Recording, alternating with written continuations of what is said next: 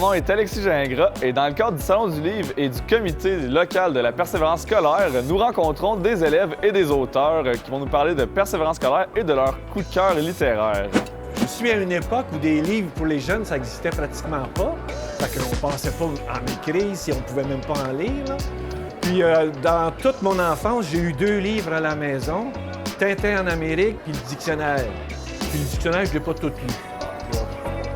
Ben, je savais comment ça finissait, là, c'était Z, quelque chose comme ça. Là. Fait que, donc, c'est beaucoup plus tard, pendant que je gardais un bébé, que le bébé dormait tout le temps et pendant qu'il dort, ben, j'ai rien à faire. Mais la mère du bébé travaille en littérature jeunesse, fait que je me suis mis à lire ça.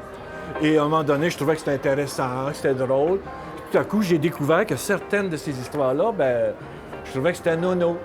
Alors, je me suis dit, même moi, je serais capable d'en faire de ce genre d'histoire-là. Et c'est comme ça que j'ai essayé. Mais au début, j'écrivais pour me divertir pendant que le bébé dort. Là. Je pensais pas que ça serait publié un jour. Là. C'est le fun de lire des histoires bizarres, tout ça.